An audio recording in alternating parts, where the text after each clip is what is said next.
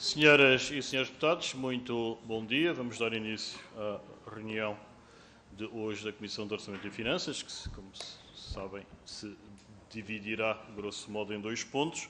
O primeiro dos quais, a audição do IGCP, no âmbito do plano de atividades da Comissão de Orçamento e Finanças. Temos o gosto de contar hoje, e pela primeira vez, o novo Presidente do IGCP, o Dr. Miguel Martim, que saúdo, acompanhado que vem das senhoras Dra. Maria João Parreira, Secretária-Geral do IGCP, e Dra. Patrícia Antunes, Coordenadora do Gabinete de Estudos.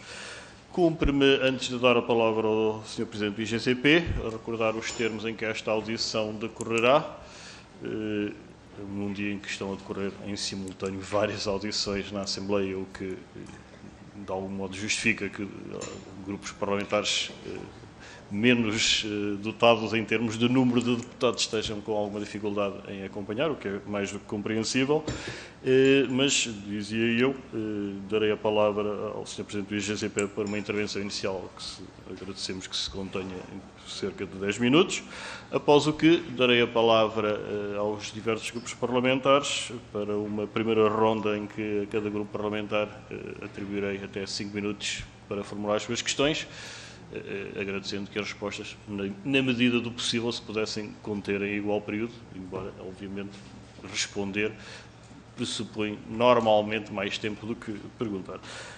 Terminada esta primeira ronda, seguir-se-ia uma segunda ronda. Desta feita, teria a amabilidade do Sr. Presidente do IGCP de anotar as questões na exata medida em que só responderá depois de formuladas as questões por todos os grupos parlamentares, diferentemente do que sucede na primeira ronda, em que a cada conjunto de perguntas de cada grupo parlamentar darei de imediato a palavra para a resposta. E, finalmente, se para tal houver inscrições, na exata medida em que depende de uma opção individual de cada senhor ou senhor deputado, uma ronda de 2 minutos por deputado. Assim sendo, sem mais delongas e reiterando a todos os meus cumprimentos, a palavra ao Sr. Presidente do IGCP. Sr. Doutor, a palavra é sua, faz favor. Então, muito bom dia, Sr. Presidente, senhoras e senhores deputados. Obrigado pelo convite e por esta oportunidade de poder relatar sobre a atividade da agência no ano 2022. Temos preparado uma apresentação com os números que entendemos serem mais relevantes para transcrever a atividade da agência durante o ano transato.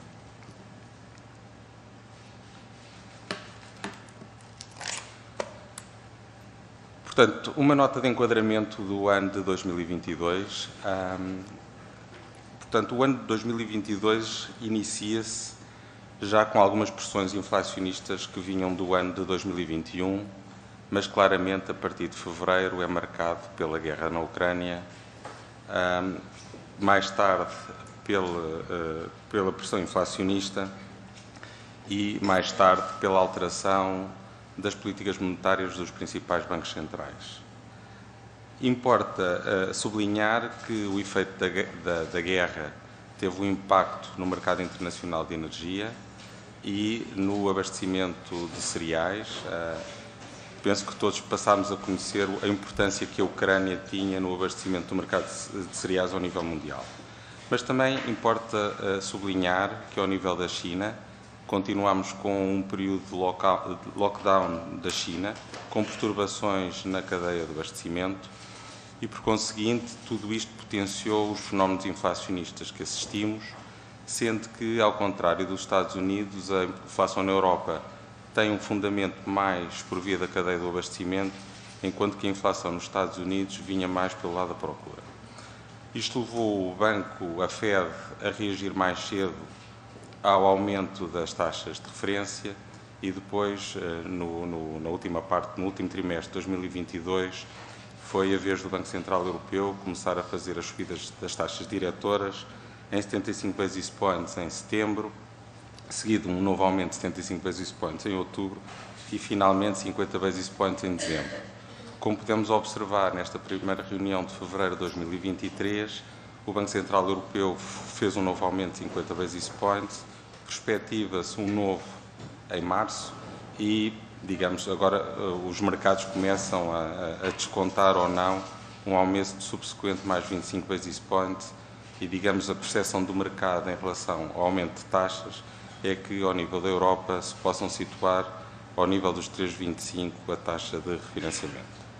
Do ponto de vista da atividade da dívida em 2022, nós fechámos o ano de 2021 com um total de dívida direta de 178,5 mil milhões de euros e este valor acrescentou-se um saldo líquido de aumento dos bilhetes do Tesouro de 1.300 milhões de euros, um aumento do saldo líquido do estoque de obrigações do Tesouro de 2 mil milhões de euros, uma redução nas OTRVs de 3.500 milhões de euros, um aumento do estoque de certificados de aforro e de certificados do Tesouro de 4.500 milhões, um aumento dos CEDICs e CEDIMs de 3.500 milhões, um aumento dos empréstimos oficiais de 900 milhões e uma redução de empréstimos diversos outros de cerca de 300 milhões de euros, para fecharmos o ano com um total de dívida direta do Estado de 287 mil milhões de euros.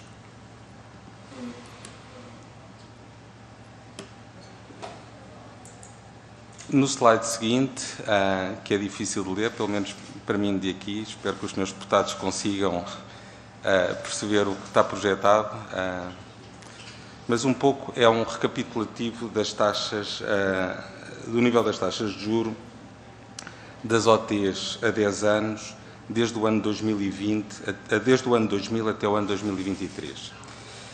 E a importância deste slide é um pouco só para pormos em perspectiva o nível das taxas de juros em 2022, o final de 2022 e 2023, e pormos em perspectiva com o histórico.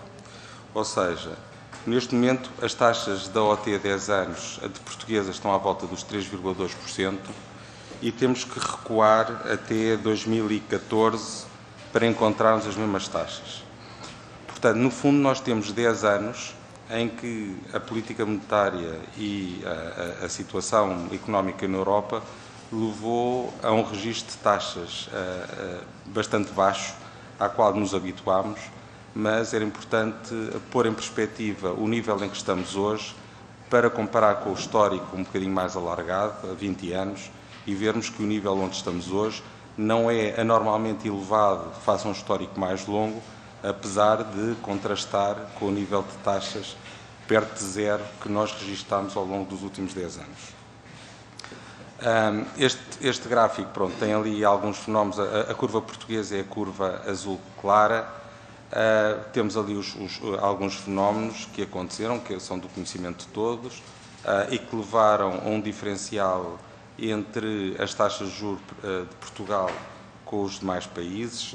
Temos ali também a Alemanha, que está em azul clarinho, e, portanto, podemos ver o diferencial entre Portugal e a Alemanha, mas um bocadinho para dizer que, portanto, os níveis em que Portugal se financia hoje estão ao nível dos níveis do custo de financiamento de outros países europeus, como a Alemanha, a Espanha e a Irlanda, e, portanto, países que usamos como referência para comparar as taxas de juros de Portugal.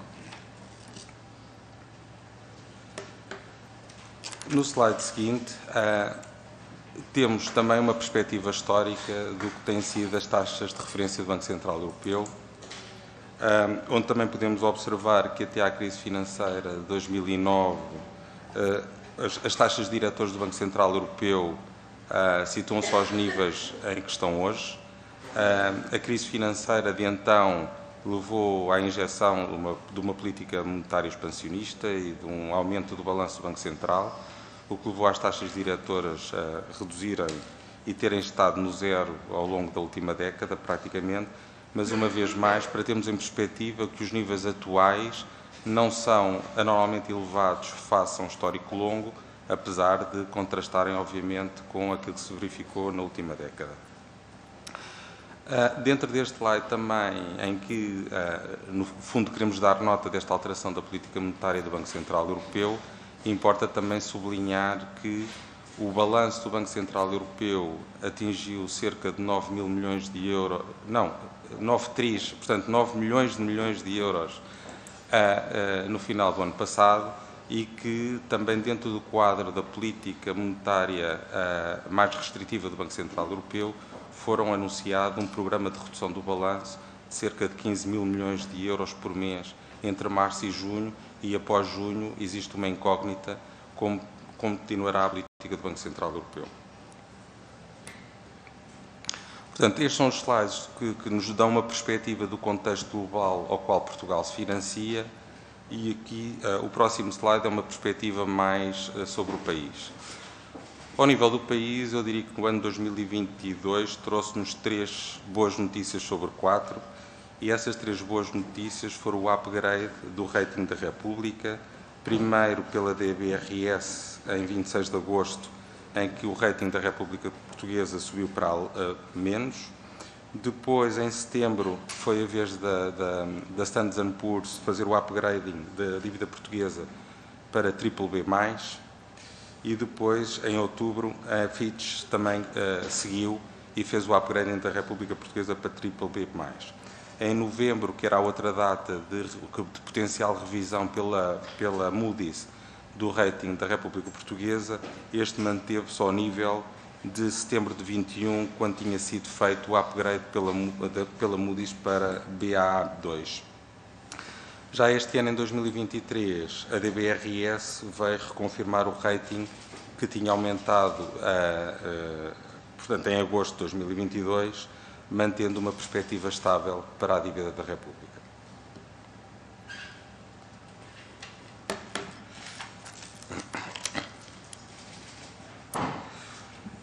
No slide seguinte, apesar de ser algo similar ao primeiro slide, aquilo que tentamos aqui destacar é o prémio que Portugal paga face à Alemanha. E este slide é importante porque, ou seja, ele denota tudo o que tem sido a atuação do Banco Central Europeu no sentido de evitar a desfragmentação da dívida soberana dos diversos países da zona euro.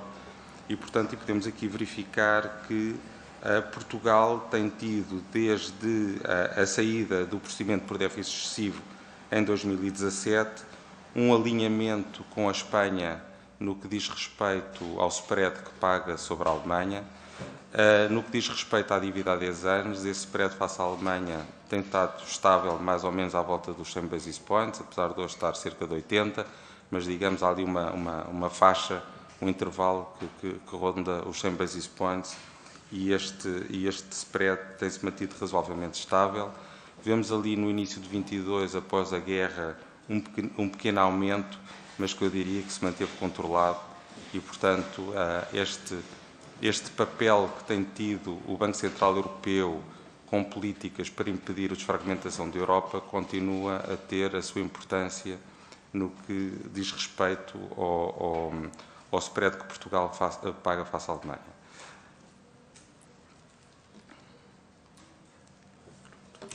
No slide seguinte, eu não sei se os senhores deputados também conseguem ler, peço-vos desculpa, mas aqui, digamos, a qualidade da imagem na parede ultrapassa as capacidades do GCP, mas um pouco este slide traduz o que foi a execução do programa de financiamento em 2022 face ao que estava previsto. E, portanto, eu vou tentar dizer os grandes números que não se vêem no ecrã, mas que temos aqui. Portanto, no programa de financiamento que decorre da Lei do Orçamento de Estado para 2022, as necessidades brutas de financiamento da República situavam-se em 23,8 mil milhões de euros e a execução foi de 24,9 mil milhões de euros, ou seja, um aumento de 1,3 mil milhões no que diz respeito às necessidades brutas. No entanto, estas necessidades brutas traduzem aqui algumas, eu diria, apesar de haver um aumento das necessidades brutas de financiamento, ela traduz umas boas notícias. Traduz uma redução das necessidades de financiamento ao nível do déficit orçamental do Estado, que estava orçamentado em 6,8 mil milhões de euros e que terá, isto ainda são dados provisórios, terá fechado o ano em 100 mil milhões, portanto uma redução de 800 milhões de euros. E ao nível da amortização da dívida de médio e longo prazo, tinha sido orçamentado uma amortização de 13,5 mil milhões de euros e fechou-se o ano com 15,4 mil milhões de euros, sendo que este diferencial de 1,9 mil milhões de euros é explicado essencialmente pela redução ou compra da dívida portuguesa com maturidades em 2023 e 2024 de 1,5 mil milhões de euros. Ao nível das fontes de financiamento, portanto, os números são iguais às necessidades de financiamento, por definição. Eu diria que as grandes variações que temos são ao nível das emissões de obrigações do Tesouro, em que estavam previstas ou orçamentadas 17,5 mil milhões de euros e foram executados 12 mil milhões de euros, o que representa uma redução de 5,4 mil milhões de euros. E ao nível das emissões líquidas de bilhetes do Tesouro, tinha estado orçamentado 3,4 mil milhões de euros, foram executados 1,3 mil milhões de euros, com uma redução de 2,1 mil milhões de euros. Portanto, temos aqui uma redução de 7,6 mil milhões de euros ao nível do que foi o levantamento de financiamento através do mercado.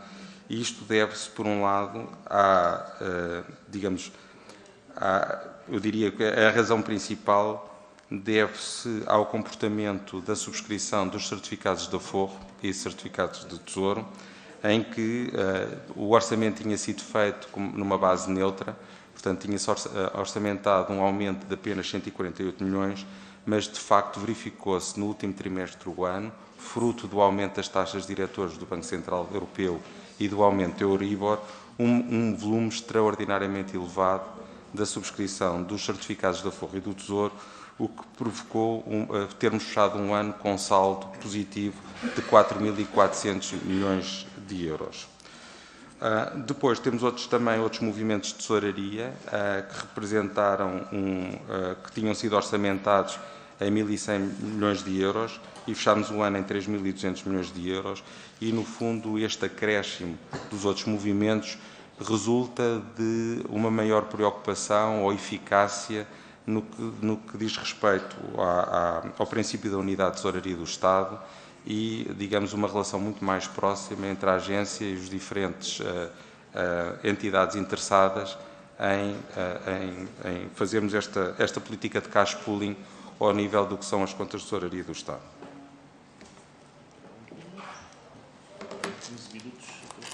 Ok. Peço desculpa. Então, pronto. No slide seguinte, temos a evolução dos programas de financiamento da República. Então, aqui, em benefício do tempo, vou mais rápido neste slide. No fundo, tivemos duas emissões de empréstimos sindicados em janeiro e em abril, num total de 6 mil milhões, que responderam praticamente a 40% das emissões no mercado. Depois realizámos, digamos, o restante das necessidades de financiamento foram levantadas em leilões de emissão e, por fim, 20% em operações de troca. O estoque final de bilhetes do Tesouro no final do ano de 2022 era 7,7 mil milhões de euros e das obrigações do Tesouro 156.500 milhões de euros. Ao nível da participação dos mercados nas emissões da dívida portuguesa nas OTs, podemos dizer que, portanto, estamos aqui a falar das operações sindicadas, onde a agência tem um controle sobre a natureza dos investidores e aqui a política basicamente mantém-se, ou seja, temos as entidades gestoras de fundos com um peso de aproximadamente 40%, as seguradoras com um peso entre 6% e 10%, bancos centrais e outras entidades públicas que têm tido um peso à volta de 6%, muito embora no primeiro leilão deste ano temos ali um pico de 19%, mas que eu acho que digamos, é um fenómeno que apenas se verifica neste primeiro leilão de 2023. Ao longo, a composição da carteira de investidores mantém-se relativamente estável, onde se destaca essencialmente a qualidade dos investidores na carteira de dívida pública portuguesa, são investidores de longo prazo, e onde se destaca também que desde a saída do programa de déficit excessivo, Portugal tem tido um bom apetite no mercado e nós vemos que o nível da procura versus oferta se situa na casa das 6 vezes, 7 vezes. Ao nível de geografias, eu aqui, em benefício do tempo, não há assim nada de particular a assinalar. Digamos, os mercados de origem da participação nos sindicatos continuam a ser essencialmente os mesmos. No slide seguinte, este é um slide importante, porque ele traduzirá as linhas orientadoras do que é o programa de financiamento da agência para 2023 e para os anos seguintes, que é mostrar o peso do Eurosistema no financiamento da República, onde vemos que este slide, no fundo, está construído. Na parte de baixo vemos o peso do financiamento de residentes, excluindo o Banco de Portugal, no financiamento da República. Estes dados não são de dezembro, porque isto implica informações do Eurosistema que ou seja, são em mês ímpar e, portanto, não temos as informações a dezembro, e relativamente a 22 só temos setembro, mas vemos que o peso do financiamento doméstico é de 22%, dos não residentes, excluindo BCE, era 26%, e o do Eurosistema é 51%. Portanto, num contexto de introdução do quantitative tightening, preocupa na gestão da dívida portuguesa a calcularmos como é que vamos fazer a digestão da redução do peso do Eurosistema na compra da dívida portuguesa. No slide seguinte vemos a evolução da dívida direta do Estado, que acabou em 287 mil milhões, conforme referido. Tem havido um aumento do peso das obrigações do Tesouro, portanto, um financiamento de maior prazo. No ano passado manteve-se ao nível de 21, com peso de 55%, e as demais componentes são relativamente idênticas ao ano de 2021. Portanto, se podemos depois desenvolver mais perguntas, que quiserem, mas eu aqui diria que não há assim nada de particular a assinalar. Em termos do que são nas obrigações do Tesouro, dizer que também houve um pequeno decréscimo face a 21 no que diz respeito às maturidades acima de 13 anos e um pequeno aumento das maturidades inferiores a 4 anos, mas eu diria que em 2022 estávamos a trabalhar num quadro bastante incerto do que seriam as políticas monetárias do Banco Central Europeu e, por conseguinte, digamos, havia um quadro de maior incerteza até que ponto é que deveríamos consolidar o aumento das taxas de juros, ainda de financiamentos mais longos, ou se devíamos apostar em financiamentos mais de curto prazo, um bocadinho para ponderar o aumento do custo de financiamento da dívida, mas, como digo, num quadro de incerteza que agora em 2023 começa a aparecer mais claro, mas que também não é de todo que nos permite tomar grandes certezas. Este slide seguinte é importante, e, Sr. Presidente, peço desculpa pelo tempo, mas eventualmente permite depois, na sessão de perguntas, haver menos perguntas. Este slide é importante porque mostra o perfil do reembolso do financiamento da carteira de OTs pelo Estado português. Eu aqui queria salientar, não sei se isto tem um pointer, não sei, tem. Oi, mas não chega lá.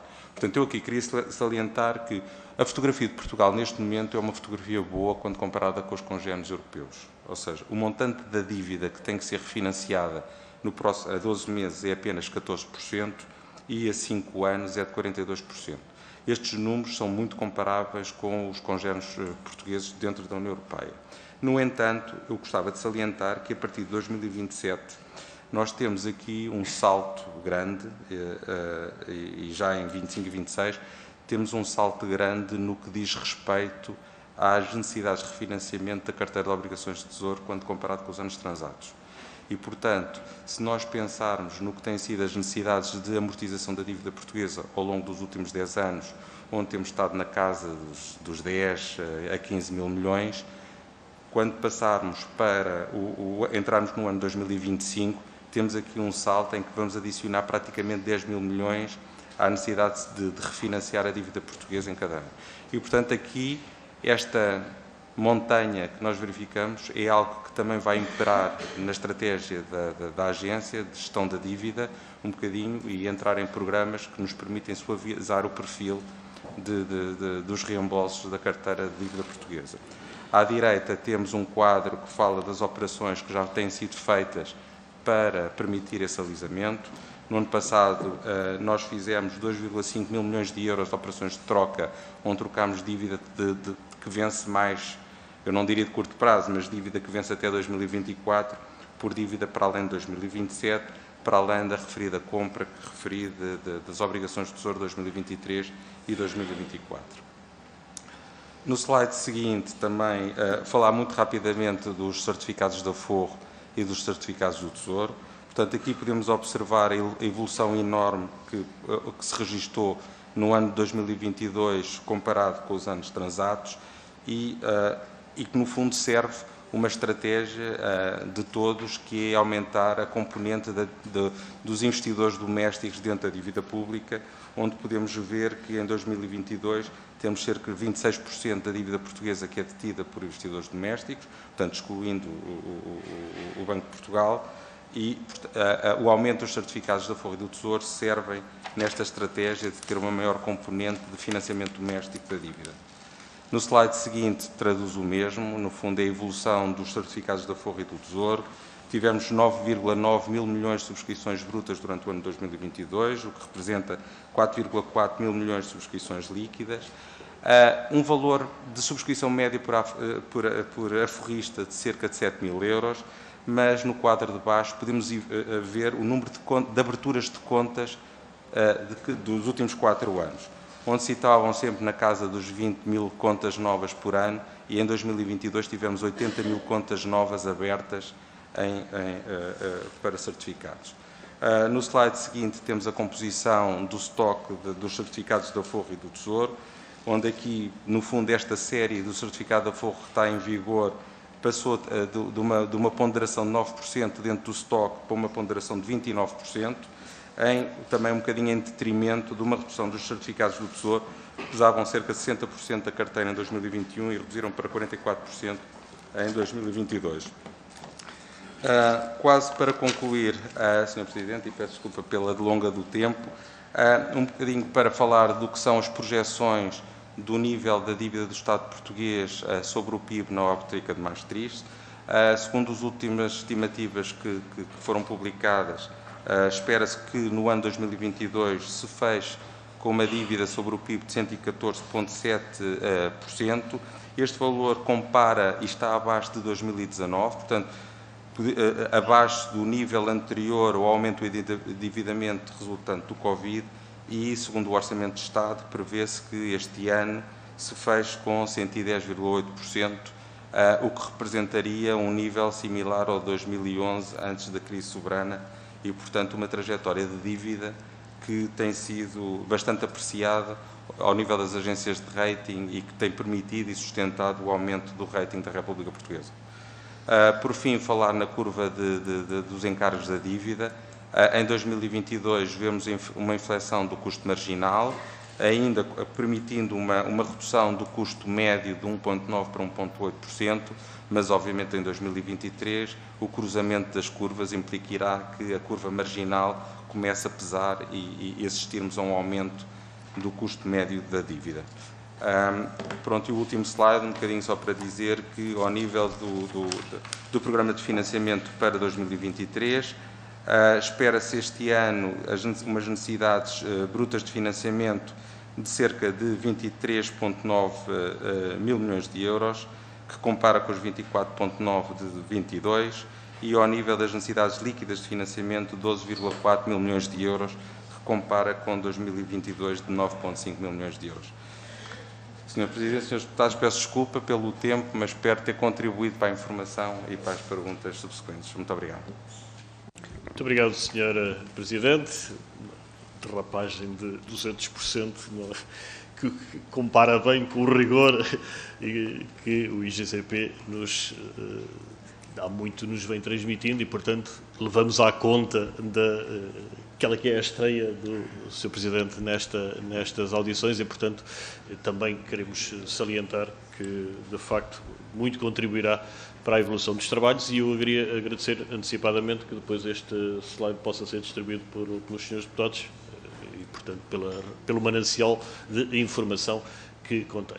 Assim sendo, vamos então dar, como há pouco referi, início à primeira ronda. Dou a palavra ao Grupo Parlamentar do Partido Socialista, ao Sr. Deputado Miguel Matos, que dispõe de 5 minutos para colocar as suas questões. Sr. Deputado, faça favor. Muito obrigado, Sr. Presidente, Senhoras e Senhores Deputados. Cumprimentar o Dr. Miguel Martins, a Dra. Maria João Parreira e a Dra. Patrícia Antunes, e agradecer a exposição que nos fizeram. E, de facto, este é um ano, não é só uma audição que é a primeira do Sr. Presidente, é também uma audição que se encontra num momento histórico em que a nossa dívida pública desceu, atingiu um valor de 114,7% do PIB e que é o valor mais baixo desde o final de 2011. E isso é revelador do empenho que o país tem colocado nas contas certas, em conseguir recuperar a confiança dos mercados financeiros e, em assim, proteger os serviços públicos e o Estado Social da pressão que os mercados poderiam colocar, tal como colocaram nesse fatídico ano. Nos últimos 6 meses, a DBRS, a Standard & Poor's, a Fitch, todas subiram o rating de Portugal e hoje Portugal paga menos para se financiar do que a Espanha.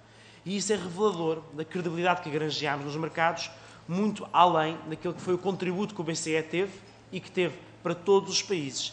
E é por isso que é importante destacar aqueles que foram os gráficos aqui demonstrados e que bem revelam como Portugal reduziu aquilo que é o seu spread de risco, o seu prémio de risco, e que é demonstrador do mérito do país, de todos os agentes, em conseguir atingir estes bons resultados, que vai muito além do que, como a oposição gosta de dizer, apenas o contributo do BCE. Temos, este ano, uma redução da almofada financeira do Estado, os chamados depósitos da administração pública. Em 2019 tinha-se situado em cerca de 14 mil milhões, durante o período da pandemia aumentou para 24 mil milhões, entretanto já se reduziu de novo para 14 mil milhões. O que lhe queria perguntar era se isto é uma normalização e se, portanto, confirma que isto vai baixar, de certa forma, o nosso custo de financiamento e se entende que está num nível adequado de segurança operacional esta nossa almofada financeira. O ano iniciou-se com uma venda sindicada, há 15 anos. O IGCP referiu que queria injetar liquidez na ponta mais longa da curva. A venda correu muito bem, sem dúvida, com um menor prémio de risco que aquele que era antecipado, mas sem dúvida que isto representa uma segunda penalização no custo de financiamento da República. Ora, primeiro temos já o aumento da taxa geral dos mercados e depois vamos recorrer a obrigações mais longas, que são sempre sujeitas a prémios de taxas de juros mais altas, e o que lhe perguntava é porquê que sente essa necessidade de facto, alongar a curva do ponto de vista do financiamento da República. Já aqui foi bastante aflorada a questão dos certificados da Forro e tem sido muito nos últimos tempos. É relevante as subscrições de 20 mil milhões de euros. É importante que o Ministério das Finanças tenham alterado também os limites e isso, naturalmente, veio como contrapartida a redução do financiamento por obrigações e por bilhetes. E as obrigações, enfim, as taxas de juros neste momento não estão assim muito diferentes, mas nos bilhetes, sem dúvida, que são bastante diferentes. O que lhe queria perguntar é se esta redução em cerca de 1,6 mil milhões de euros de financiamento em bilhetes e por contrapartida de aceitarmos mais subscrições de certificados da Forro, qual é que é o custo que entende que esta opção que o Estado tomou e a IGCP também tomou de apoiar o aforro das famílias, o que é que isto significa do ponto de vista do custo de financiamento da nossa dívida?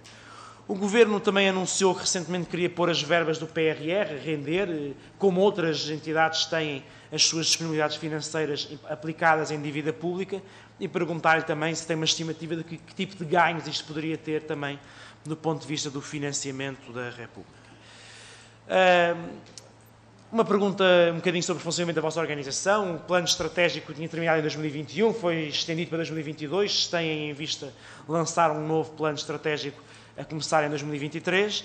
E aqui em relação a 2 pontos de futuro, se ainda conseguir encaixar nos meus 5 minutos. Em 2007, o Banco Europeu de Investimentos lançou os primeiros Green Bonds. A Polónia e a França, em 2017, foram os primeiros soberanos a lançarem estes títulos de dívida.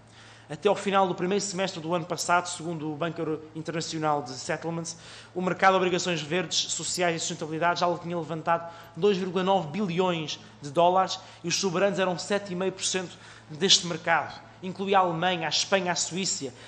O PRR é financiado em 30% por Green Bonds. A Índia vai lançar Green Bonds este ano.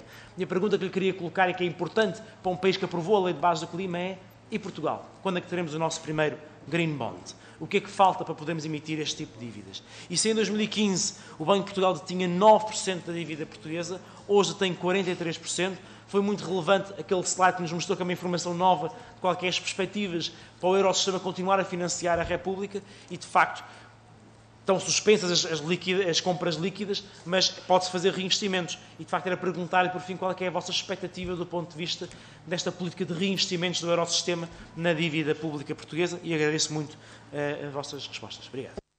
Muito obrigado, Sr. Deputado Miguel Matos. Como referi então, a palavra ao Sr. Presidente do IGZP, dispõe também de 5 minutos. Sr. Presidente, faça favor. Muito bem. Obrigado, Sr. Deputado. Portanto, a primeira pergunta referia-se ao nível dos depósitos e dos níveis de segurança. Ao nível do nível de segurança, nós não alterámos a política anterior, ou seja, nós estamos a considerar que as boas práticas ao nível dos excedentes de oraria, que serve para apoiar, no fundo, o serviço da dívida posterior, deve representar cerca de 30% do serviço da dívida do ano subsequente. Importa sublinhar que, digamos, isto é uma linha orientadora, mas que tem que ser revista pontualmente, e se reparar no que é o quadro do cash buffer no final de 2023, vê que nós, neste momento, temos lá um valor de 8,8 mil milhões, que é superior ao valor de 6,9 mil milhões registados em 2022, porque ele se prende com o fato de nós termos um grande reembolso obrigacionista em fevereiro de 2024. E, portanto, os níveis de segurança são sempre vistos de uma forma prospectiva, o que é que vai acontecer a seguir, e dotar da capacidade de Portugal não ter um problema de ir ao mercado e apanhar uma situação anormal do mercado e ter dificuldade em financiar ou pagar um custo muito mais elevado. E, portanto, agora importa também sublinhar que, ao nível do princípio de unidade de tesouraria, o cash pooling dos excedentes das diferentes entidades do universo do Estado funciona de uma vez cada vez melhor, de uma forma mais articulada, onde cada vez mais são informações que são cruzadas entre os vários organismos, e a qualidade da informação obviamente ajuda a uma melhor gestão da tesouraria e, por conseguinte, reduzir os excedentes que são depositados junto do Banco de Portugal. Em relação à segunda pergunta dos 15 anos, ou seja, é preciso entender que nós estamos a viver um quadro especial, no sentido em que existe claramente um anúncio do Banco Central Europeu de começar a reduzir os seus programas de compra, em que, e portanto, numa perspectiva de emissão, não só nós devemos continuar a manter uma maturidade média do portfólio que tem vindo a reduzir ligeiramente, e eu diria que neste momento encontra-se no limiar inferior do target que temos estabelecido, de 7 anos, e, portanto, a emissão de financiamentos de mais longa duração no início do ano prendia-se com uma altura do mercado em que entendíamos que era benéfica, na medida em que o ano 2023 antecipa-se que haja um aumento grande das emissões soberanas de todos os soberanos ao nível mundial, e, portanto, podermos capturar já os financiamentos mais difíceis no início do ano, parecia-nos a boa janela de oportunidade. Obviamente, o nosso programa de financiamento tem uma série de buckets de maturidade e que vão sendo preenchidos ao longo das emissões e dos leilões que vamos fazendo no restante do ano. Em relação aos certificados de aforro, eu diria que, e perdoe-me se não concordo em absoluto na comparação com os bilhetes do Tesouro, porque os certificados de aforro são um instrumento que tem uma duração diferente dos bilhetes do Tesouro. Apesar das pessoas poderem mobilizar o certificado de aforro como se fosse um depósito, e digamos que é o grande mais-valia que o certificado de aforro representa para os particulares versus um investimento em OTs ou BTs, no fundo, para o Estado português, a visão é que é um instrumento de longo prazo e não é um investimento de curto prazo. E, por conseguinte, eu não posso nunca comparar o custo de instrumentos de financiamento com maturidades diferentes. Em relação ao PRR, as verbas do PRR, obviamente, chegam, mas elas são trabalhadas na mesma lógica do cash pooling ou do princípio de unidade de tesouraria. As verbas entram do PRR e têm tendência, supostamente, para sair, ou seja, conforme os programas de investimento dos beneficiários, e, portanto, toda esta informação para nós é tratada de exatamente da mesma maneira. Aqui o dinheiro, eu diria que é um bocadinho, não tem origem, é dinheiro que entra na conta do Estado e é gerido com base na perspectiva que nos é passada em termos da utilização das disponibilidades de tesouraria e sempre tentando otimizar os excedentes, conforme referi há pouco. Aqui, no fundo, quanto melhor for a qualidade da informação prospectiva, melhor e mais eficaz é a gestão dos excedentes de tesouraria. Por fim, em relação ao plano estratégico, sim, estamos a trabalhar num novo plano estratégico para o IGCP. Em relação aos Green Bonds, importava referir que os Green Bonds estão em estudo pelo Estado português. E estão em estudo, mas temos que ter também uma consciência do enquadramento dos Green Bonds para um país pequeno como Portugal versus países grandes. E eu digo isto pelo seguinte, estes programas de emissões têm sempre um volume mínimo para garantir uma liquidez de mercado, que são 3 mil milhões. E, portanto, um programa de 3 mil milhões em Portugal compara com um programa de 30 mil milhões em França. Em termos de proporção, se nós considerarmos a diferença do PIB entre os dois países. Portugal, para alimentar e manter líquido um instrumento de 3 mil milhões, é muito mais difícil do que é para um Estado francês. Os Greenians, que era, digamos, o prémio que os soberanos beneficiavam quando emitiam Green Bonds, já não se verifica. E os Green Bonds têm associados toda uma carga administrativa e uma granularidade, no caso português, que não é fácil de praticar. No entanto, acho que há um alinhamento geral, que os Green Bonds permitem uma diversificação dos investidores na dívida da República e estamos a continuar a trabalhar para se poder vir a emitir os Green Bonds.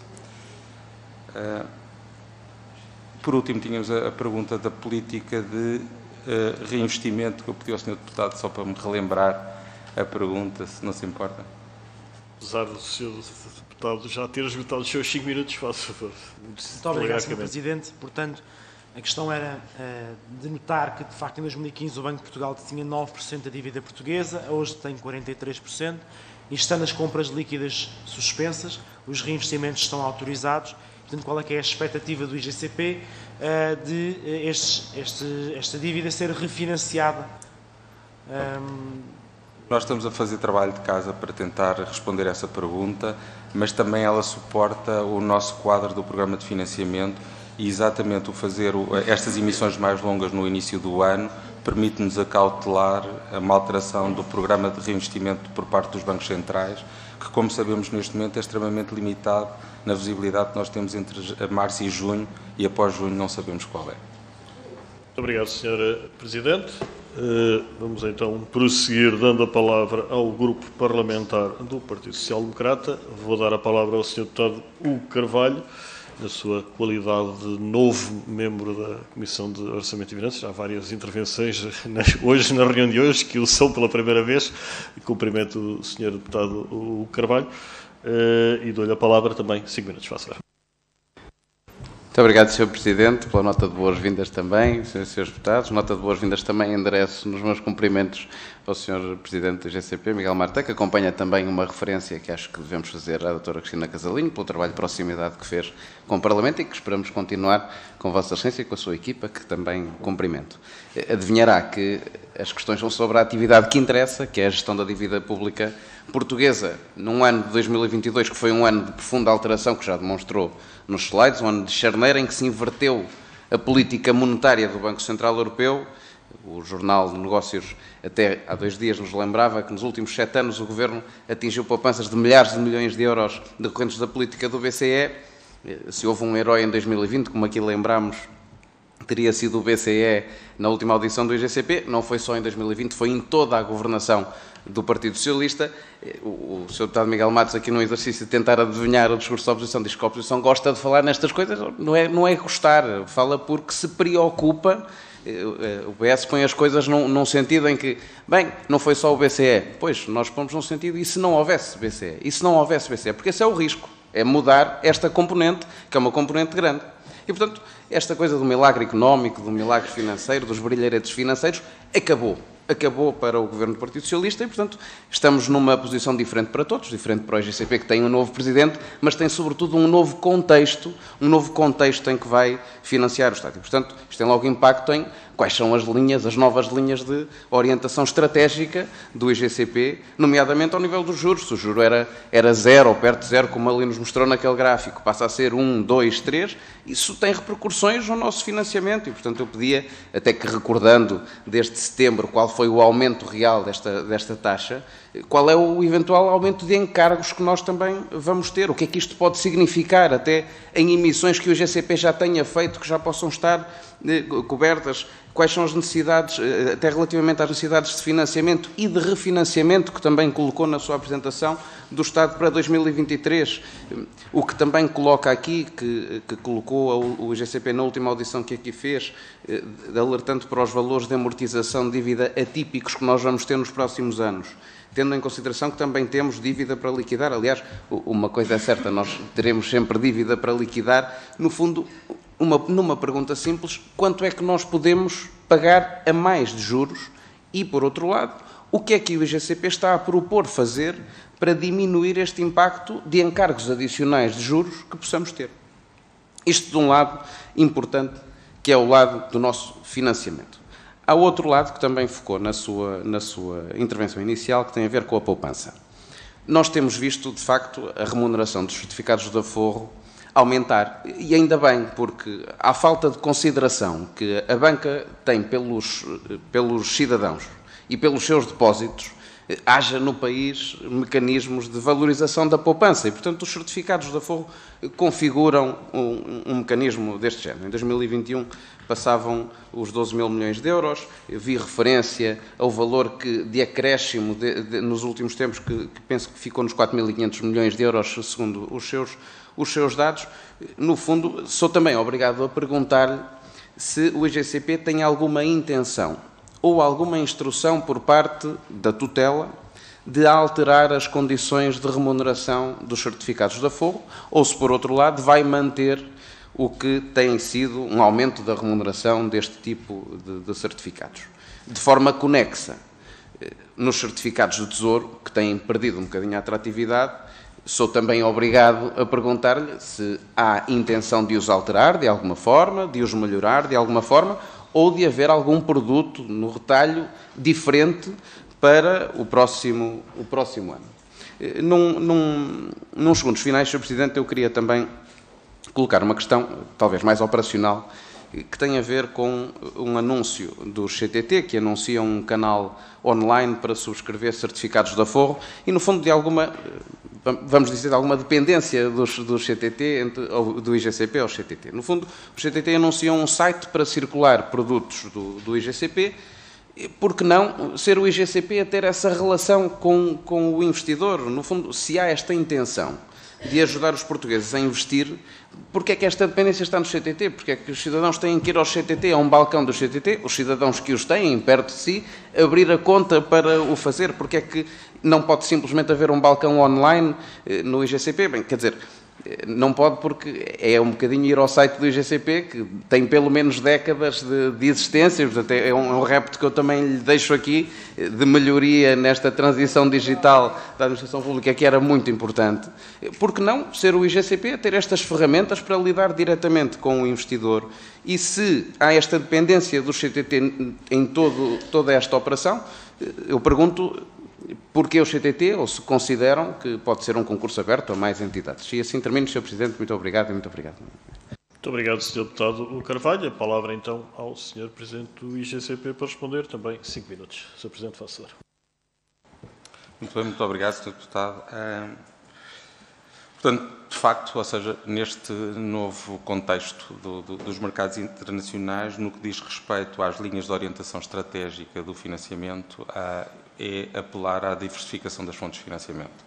Portanto, eu diria que esta diversificação é ao nível de vários instrumentos que já referimos, ou seja capturar mais investimento doméstico, sejam as green bonds, olhar também para instituições de financiamento que têm sido um bocadinho, não têm estado tão presentes nos últimos anos, mas são instituições importantes como o Banco Europeu de Investimento, e também olhar sempre e continuar a apostar pelo aumento do rating, porque o aumento do rating faz-nos, de facto, abrir a possibilidade de outros mercados, nomeadamente o japonês, e, portanto, a diversificação das fontes de financiamento é, eu diria, o principal do que é a linha orientadora do BCE para poder ajustar-se àquilo que venha a ser a política de quantitative tightening do Banco Central Europeu.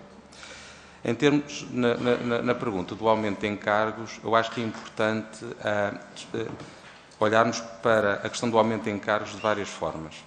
Portanto, a primeira é que o Estado português financia-se de uma forma regular no mercado, ou seja, nós vamos ao mercado todos os meses e, digamos, a variação das taxas internacionais impactam-nos todos os meses e não há aqui uma estratégia propriamente que nós possamos dizer de, olha, eu vou antecipar muito o mercado ou não. Nós somos um emitente regular e, portanto, o aumento dos encargos ou a redução dos encargos apanhamos-la ao longo da curva conforme ela se movimenta. Obviamente podemos ter aqui alguns instrumentos derivados para antecipar a fixação de taxas, mas digamos que tem sempre uma expressão menor do que a quantidade de dívida que vai sendo emitida.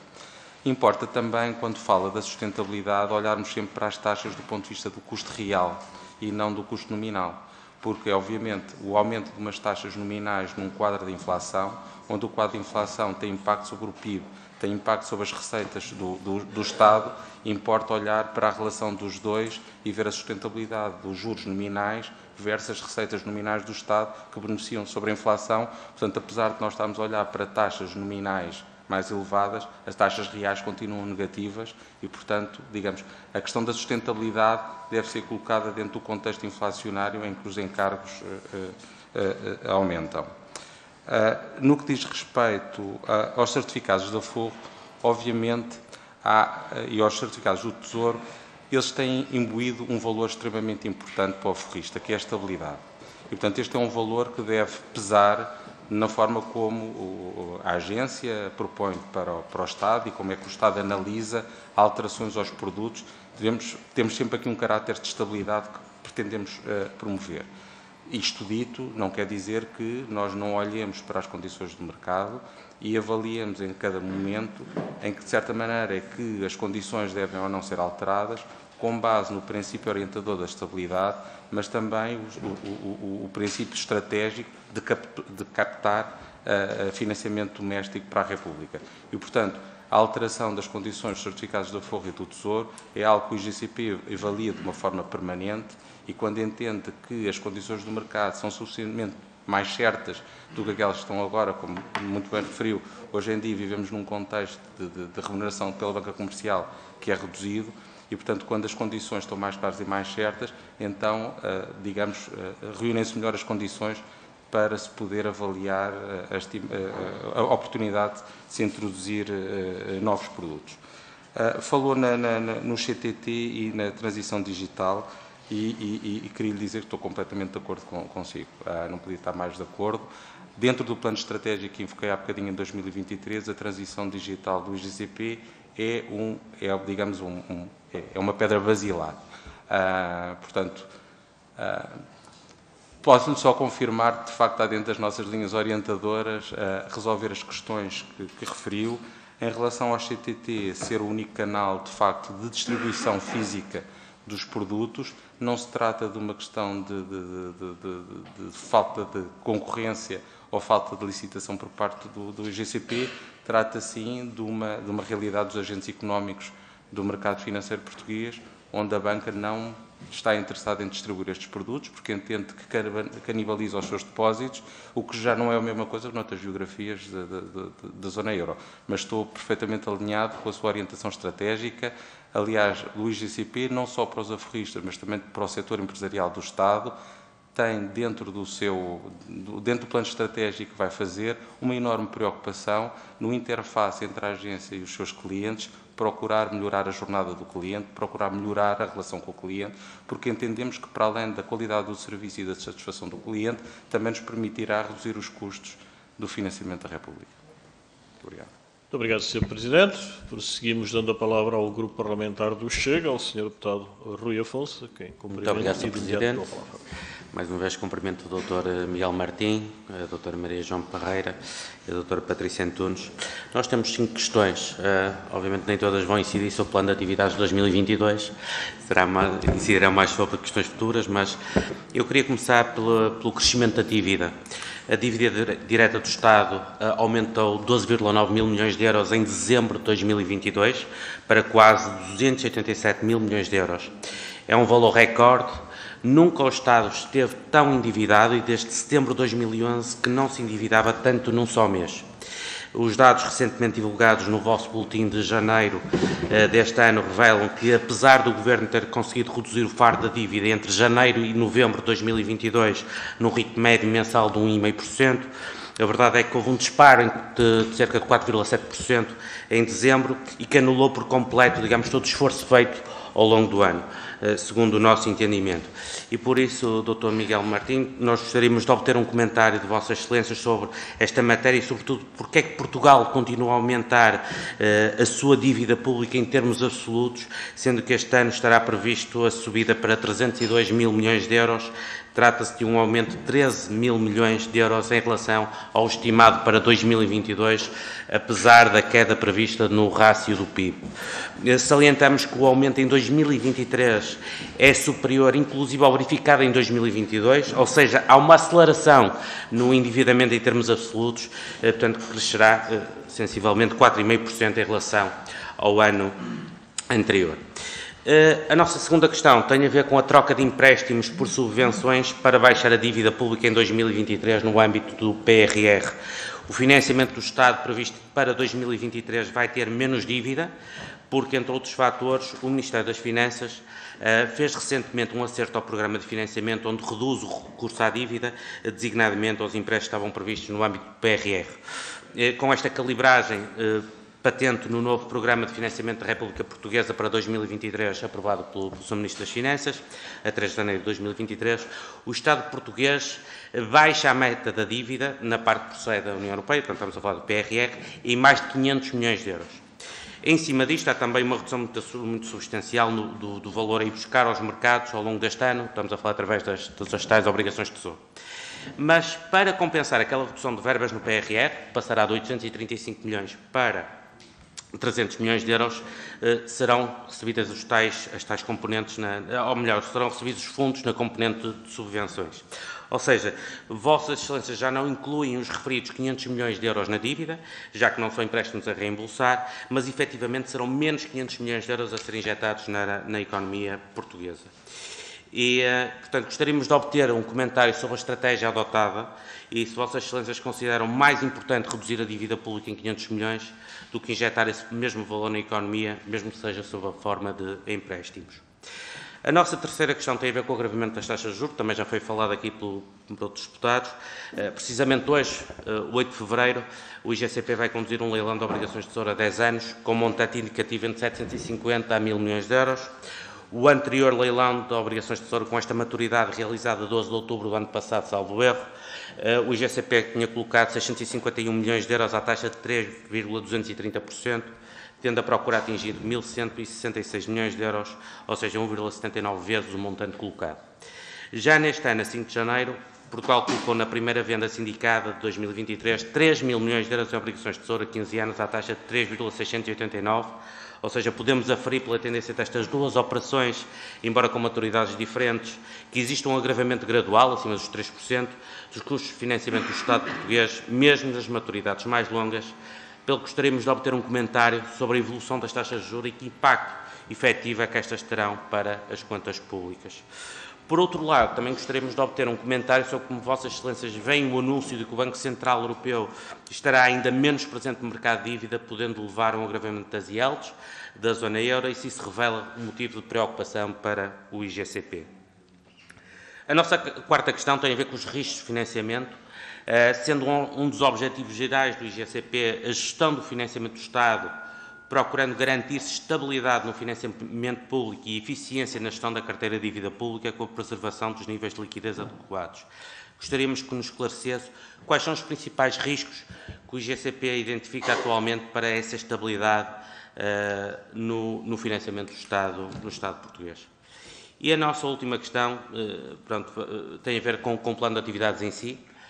O plano de atividades de 2022 indicava que o foco estratégico do IGCP em 2022 continuaria a incidir sobre a atualização tecnológica dos seus principais sistemas de informação, orientando-se a atividade para a redução de risco de obsolência e garantia de continuidade da prestação dos serviços necessários para assegurar as funções críticas. Dizia também que manter-se-ia a atenção estratégica à promoção de eficiência interna, tendo-se como objetivo último a melhoria do serviço prestado aos clientes e o aumento de satisfação das partes interessadas. E assim, para 2022, Vossas Excelências destacavam os seguintes projetos: a evolução tecnológica do SPA, SGT e SCE, o levantamento e avaliação das necessidades de back-office, do Internet Banking+, a desmaterialização do documental, tal paperless, a alteração das mensagens, estou mesmo a acabar, Sr. Presidente, das mensagens SWIFT tipo ISO 2022, a evolução para os novos serviços de Real-Time Gross Settlement e a reavaliação do modelo de definição da carteira de referência. Concluído já o ano 2022, gostaria que nos identificassem, que nos dessem uma visão de como decorreu a execução destes projetos e se, na vossa opinião, o IGCP se encontra atualmente munido dos recursos humanos e técnicos necessários para cumprir os seus objetivos. Muito obrigado. Muito obrigado, Sr. Deputado Rui Afonso. A palavra ao Sr. Presidente do IGCP, Dr. Miguel Martins. Faça favor. Bem, Sr. Deputado, muito obrigado pelas perguntas. Vou tentar responder da forma mais eficiente possível. Ou seja, no que diz respeito ao crescimento da dívida, de facto, o crescimento da dívida em termos brutos, eu diria que é uma realidade que não é única a Portugal, não é? Aliás, temos o grande exemplo dos Estados Unidos, que, não obstante o CAP, digamos, todos os anos está lá a bater. E, portanto, de facto, o que importa para a sustentabilidade do endividamento público é a capacidade da economia de satisfazer os encargos e o serviço dessa dívida. Portanto, na medida em que o aumento do PIB sobe mais do que o aumento da dívida, em termos brutos, no fundo, estamos a contribuir para a sustentabilidade e não vejo que o crescimento do valor bruto em si, de per si, seja uma questão, é sempre a questão relativa àquela que deve pesar na preocupação. Em termos da questão do PRR, a escolha do PRR entre subsídios e empréstimos é uma questão do Governo, não cabe ao IGCP tomar estas decisões, cabe-nos a nós financiar o Estado dentro de um quadro de análise de risco e de custos. Essa é a nossa função. A escolha dos instrumentos que vêm de Bruxelas, isto ultrapassa o âmbito que é o IGCP e, portanto, se o Sr. Deputado me permitir, vou passar para a pergunta seguinte. No que diz respeito ao aumento dos custos, e é uma pergunta também que tinha sido feita anteriormente, eu peço desculpa porque não respondi, de facto, ou seja, conforme eu referi, o IGCP vai ao mercado todos os meses e, portanto, vai ao mercado todos os meses, apanha a curva onde ela estiver todos os meses. De facto, hoje em dia, conforme estava no slide, existe um aumento, ou seja, é antecipável que o valor das emissões a prazo do IGCP este ano se situe na casa dos 3,2% que estava a referir e, obviamente, que isto, ou seja, digamos, este custo marginal de financiamento vai implicar uma inversão da curva do financiamento médio, mas também é preciso notar que o Estado não refinancia a totalidade do seu estoque da dívida todos os anos e, portanto, aqui o impacto é sobre o refinanciamento marginal e, neste momento, os números que nós estimamos, mas, mais uma vez, estamos a trabalhar num quadro incerto, portanto, não gostava de ter aqui veleidades em poder dar-lhe um número, porque estamos a trabalhar num quadro incerto, é que o custo médio do financiamento da República, que no ano passado se situou na casa de 1,8%, este ano estaria na casa dos 2,1%, portanto um aumento de 10%, que traduz este aumento do custo marginal da dívida, mas também o facto de só uma parte da dívida que é refinanciada durante este ano. Portanto, falou no BCE, eu acho que anteriormente já referimos este tema, de facto, ou seja, a política de quantitative tightening é algo que temos que seguir de uma forma de perto. Hoje em dia não temos uma grande visibilidade sobre o que vai acontecer depois de junho e temos que nos saber adaptar, mas é antecipável, com tudo aquilo que tem acontecido desde a crise financeira, que, digamos, não há alterações radicais na política do Banco Central Europeu e que todo este processo se permita uma digestão lenta e que permita às economias e aos países se irem adaptando. Acho que o programa de TPI claramente refere que não se pretende uma desfragmentação da zona euro, portanto, antecipamos que será uma política prudente do Banco Central Europeu para permitir que todo este peso do Eurosistema se possa ir amortizando ao longo de tempo e não se faça de uma forma abrupta. Por fim, no que dizia respeito aos sistemas de informação, um bocadinho vai na linha do que já respondi anteriormente. De facto, faz parte do plano estratégico do GCP investir na transformação digital. É importante atualizarmos uns sistemas. Para ter uma ideia, nós temos 15 sistemas, dos quais há 12 que datam do ano 2000, e, portanto, há aqui uma preocupação de modernização que é crítica, que estamos a trabalhar nela, mas é um processo complexo, são muitos sistemas interligados, implica questões de contratação pública que têm os seus timings, como o Sr. Deputado sabe, e, portanto, eu não lhe posso dizer que já foi concluído, mas que está claramente em curso, há uma estratégia definida, estamos a definir um roadmap, mas que antecipamos que o business case para o investimento que é necessário é robusto e suporta este investimento. Muito obrigado. Obrigado, Sr. Presidente. Prosseguimos dando a palavra ao Grupo Parlamentar do Partido de Iniciativa Liberal, o Sr. Deputado João Coutinho de Figueiredo. Cumprimento de 5 minutos, faça favor. Muito obrigado, Sr. Presidente. Muito bom dia a todos. Saúde especialmente o Dr. Miguel Martins e os responsáveis da GCP que o acompanham. E agradeço a apresentação que nos fez, uma apresentação sobretudo factual, mais retrospectiva do que aquilo que nós gostaríamos que fossem estas audições, que é sobretudo prospectiva para podermos ajudar a evitar problemas que se possam estar a avolumar no futuro. E, nesse sentido, gostava de lhe falar de 3 fatores que me parecem que podem justificar uma alteração, se não de estratégia, pelo menos de ênfase da atividade da Agência de Gestão de Tesouraria e Dívida Pública.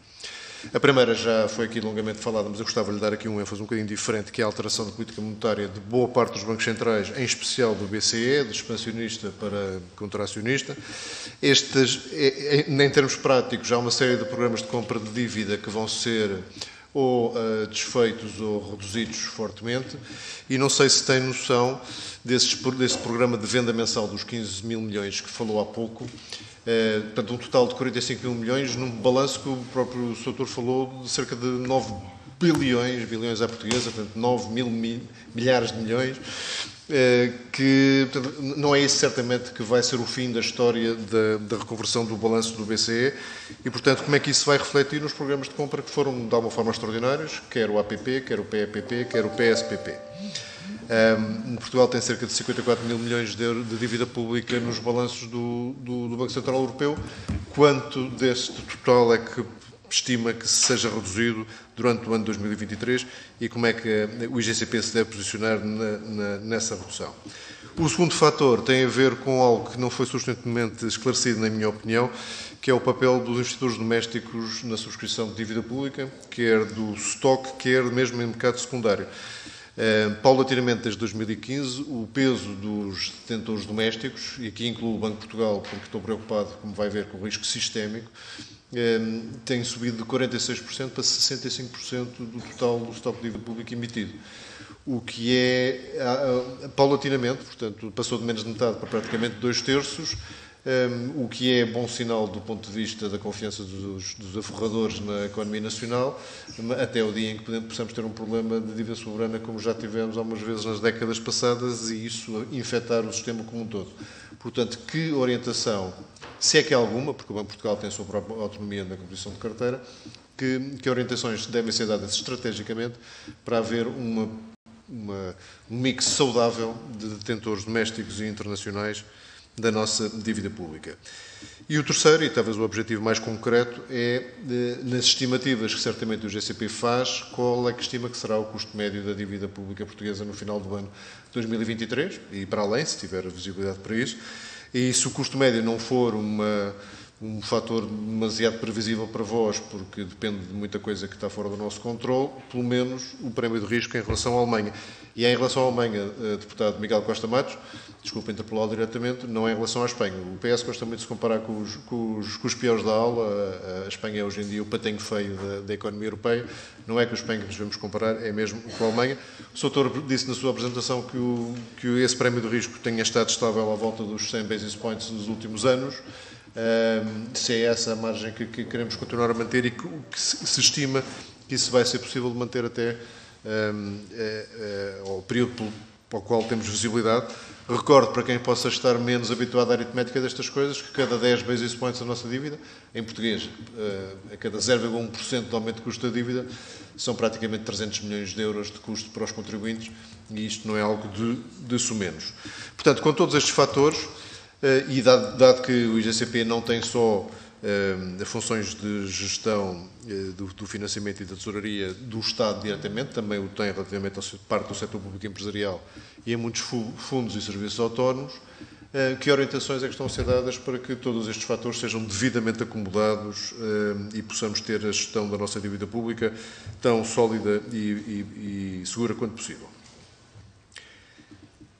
Noutro tema diferente, também já aqui abordado, nomeadamente pelo deputado Carvalho do PSD, eu gostava de voltar a falar de certificados de aforro, porque se tudo o que já respondeu se confirma, a pergunta que eu faço é ou não é suficientemente importante para a segurança da emissão de certificados de aforro haver mais do que um distribuidor intermediário, e, portanto, e se o desinteresse das instituições financeiras que poderiam concorrer com a colocação de certificados de aforro é só porque há fenómenos de canibalização com os seus próprios produtos. Se é só isso, é uma coisa que não tem solução, e aí passa a ser a pergunta como é que analisa o facto de depender exclusivamente do CTT, e já agora quanto é que pagamos nós todos ao CTT por esse serviço de intermediação, algum dele que me parece que acrescenta muito pouco valor, uma empresa que hoje em dia é privada. E se não for uma questão de canalização, se há planos para tornar mais atraente o serviço de intermediação de colocação e distribuição de certificados de aforro. Muito obrigado. Muito obrigado, Sr. Deputado João Coutinho de Figueiredo. Eu pedi ao Sr. Deputado Rui Afonso se podia desligar o seu microfone. Peço desculpa. Muito obrigado. Vou dar a palavra então ao Sr. Presidente do IGCP para responder também. Faço favor. Sr. Deputado, muito obrigado. Vou tentar responder o melhor possível às suas perguntas, porque quando estamos a falar em análise prospectiva, face ao quadro de incertezas que nós temos, não me quero estar a comprometer com números que é isto que se torna interessante.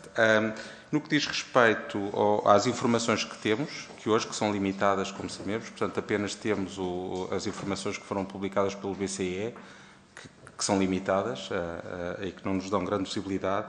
O que nós estamos, digamos, segundo esta primeira reverse engineering que estamos a fazer com base nas palavras, é que este ano o saldo líquido de montantes detidos pelo Banco Central Europeu de dívida portuguesa se reduziria à volta de 2 mil milhões. Mas, pronto, este número vale o que vale e peço que para o ano que vem, se ainda cá estivermos todos,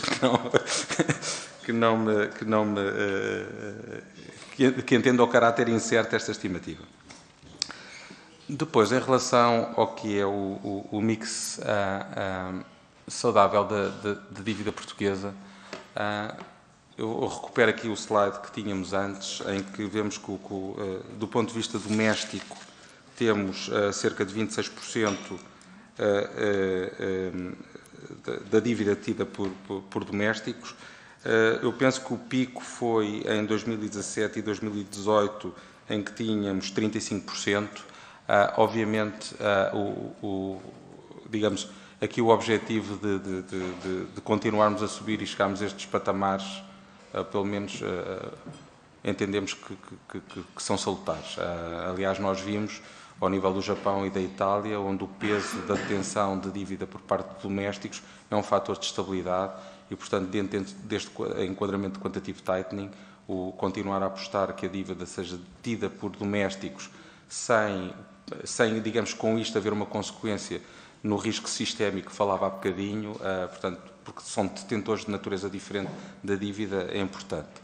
Ao nível da banca, se calhar também recupera aqui um bocadinho o slide que tínhamos das sindicâncias, e nós podemos ver que já em 2023, nesta primeira operação sindicada que nós fizemos, o peso da banca...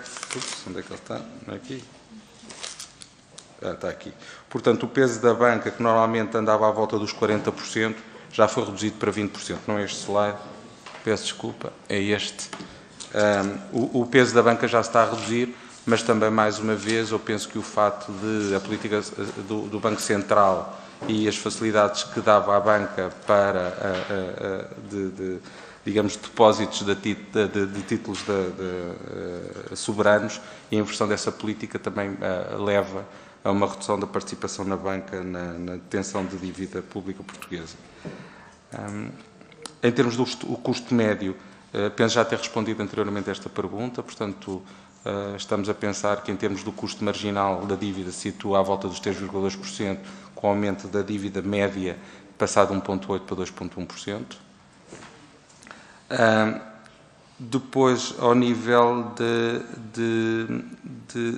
penso que a última pergunta tinha a ver com a distribuição dos certificados da Aforro e certificados do Tesouro. Obviamente que é sempre do melhor interesse do Estado português trabalhar com fornecedores concorrenciais, num enquadramento concorrencial.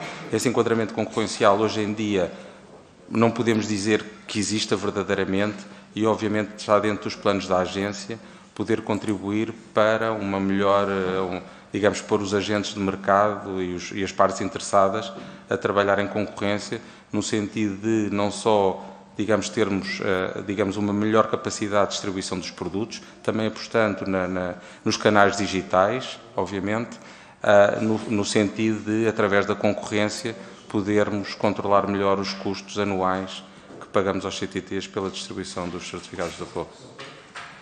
Pronto. Esta informação é pública? Não sei. Pronto. Não sei se esta informação é pública, mas pronto, são... Ao nível da subscrição, nós pagamos aos CTT 0,585% nas subscrições até um determinado valor, a partir do qual pagamos 0,26% pela subscrição, sendo que esse valor são 6 mil milhões de subscrições, se não estou em erro. Muito obrigado, Sr. Presidente. E agora, para concluirmos a primeira ronda, a palavra ao Grupo Parlamentar do Partido Comunista Português, Sr. Deputado Duarte Alves. Faça-se, Sr. Deputado. Muito obrigado, Sr. Presidente. Queria também começar por cumprimentar o Dr. Miguel Martim do IGCP e começar por dizer que nós nesta audição não estamos aqui propriamente para discutir as opções políticas relativas à dívida.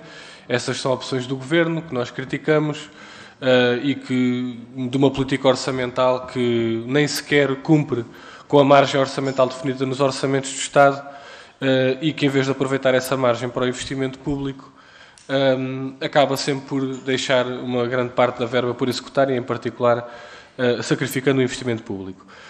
Mas, nesta audição, nós queríamos, sobretudo, abordar aqui alguns assuntos mais do âmbito do IGCP e não tanto das opções do Governo.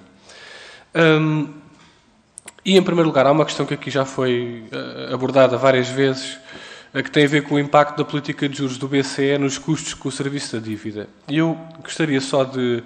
Portanto, já percebemos que há um aumento de 10%, de 1,8% para 2,1%, que é aquilo que prevêem.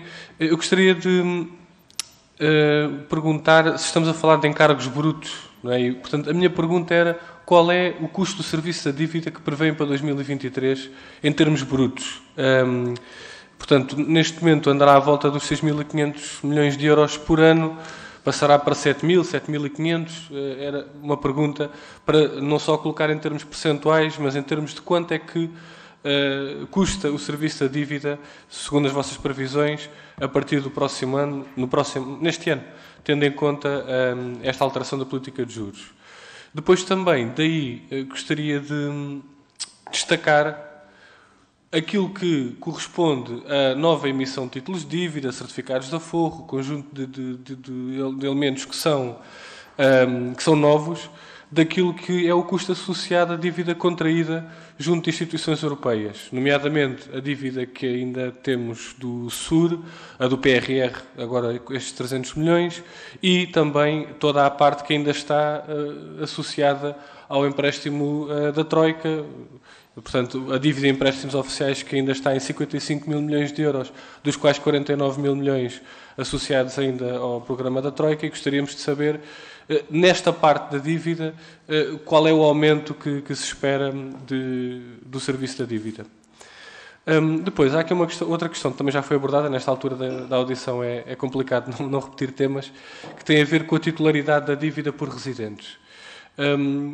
No nosso entender, esta não é uma questão indiferente, ser a dívida detida mais por residentes ou por não residentes.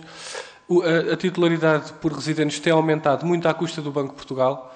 Em 2012 tinham cerca de 1% da dívida, neste momento tem 43%, portanto um grande aumento da detenção de dívida por parte do Banco de Portugal, mas ao mesmo tempo os residentes, excluindo o Banco de Portugal, passaram de 46% para 22% neste mesmo período. Portanto, houve uma redução também dos residentes tirando o Banco de Portugal. Portanto, o aumento foi muito à custa do Banco de Portugal e gostaríamos também de perceber até que ponto é que podem ser tomadas iniciativas para também aumentar a detenção de dívida por outros residentes, nomeadamente por domésticos.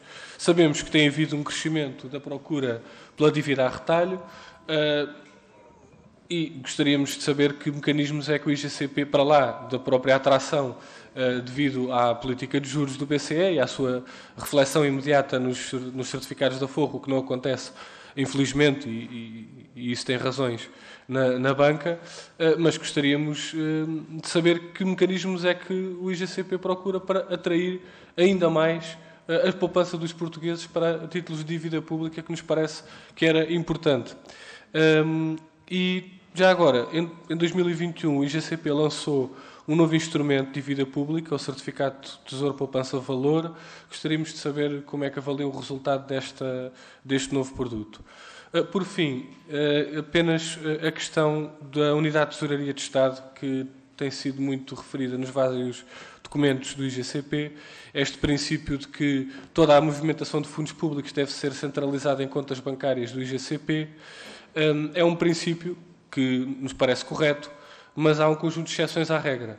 Não só as que estão definidas na própria Lei do Orçamento de Estado, como depois um conjunto de pedidos de dispensa, que em 2021 terão sido 54 pedidos que foram endereçados ao IGCP. Eu gostaria, em primeiro lugar, de perguntar se todos os pareceres foram de sentido positivo, de permitir a dispensa do princípio de unidade de tesouraria de Estado. E depois, de que forma é que isto também tem impacto na própria administração do IGCP, haver um conjunto de entidades que, pelas mais diversas razões, estão dispensadas ou por via legal ou por via desses pedidos de dispensa deste princípio de unidade de tesouraria de Estado, e se há medidas que podem ser tomadas por parte do IGCP ou do Governo para evitar as situações que justificam essa escusa. Muito obrigado. Muito obrigado, Sr. Deputado Duarte Alves. A palavra ao Sr. Presidente do IGCP. Faça favor.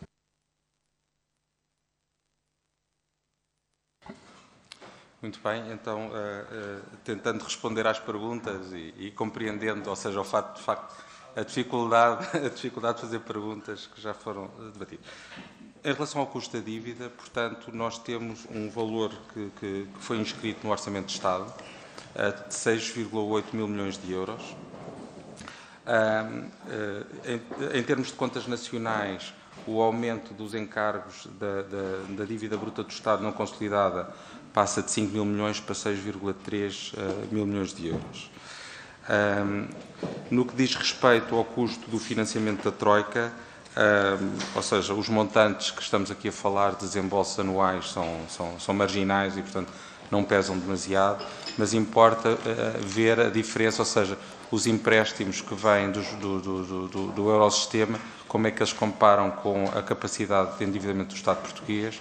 E aí cumpre dizer que, curiosamente, no que diz respeito a financiamento de curto prazo, o Estado português financia-se em condições melhores do que aquelas que são prestadas pelo Eurosistema, portanto, cerca de 18 basis points abaixo, mas depois, quando começamos a olhar para a parte longa da curva e quando começamos a chegar com maturidades perto dos 30 anos, aí temos uma redução dos encargos da dívida portuguesa, cerca de 44 basis points versus os preços que estão no mercado.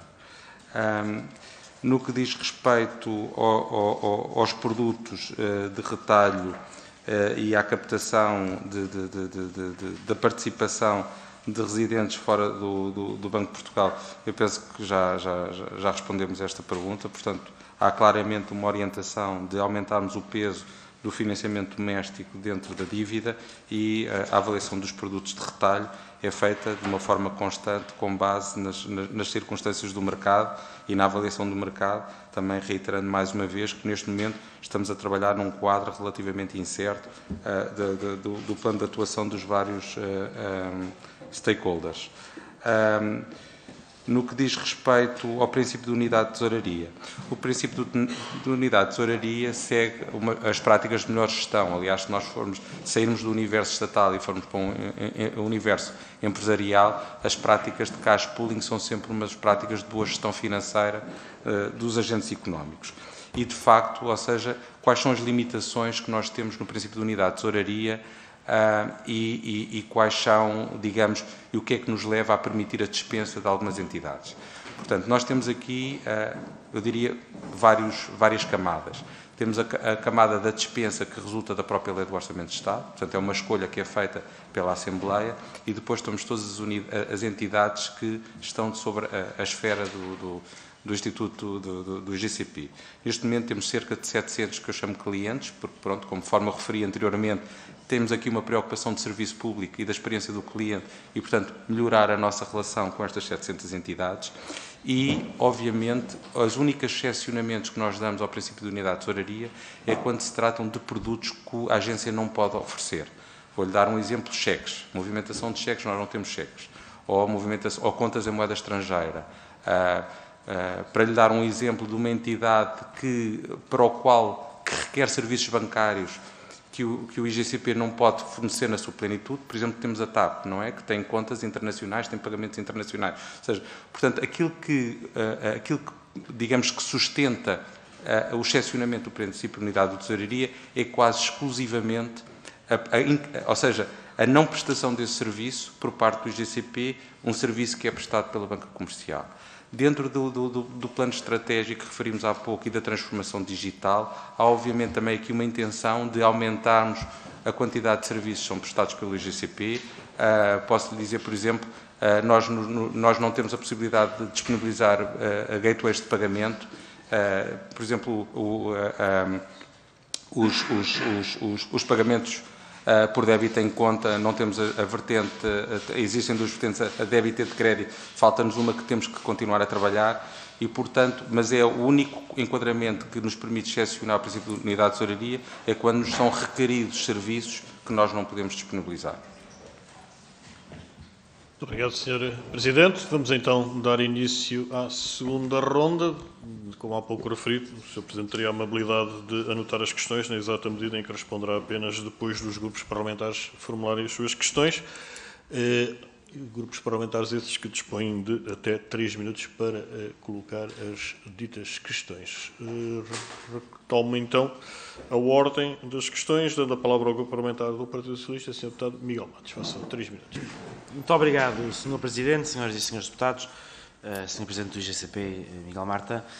É importante registarmos bem o discurso do PSD, que disse aqui que já não haverá mais brilharetes orçamentais. Eles estão absolutamente convictos que o nosso país vai falhar, que vem aí o diabo.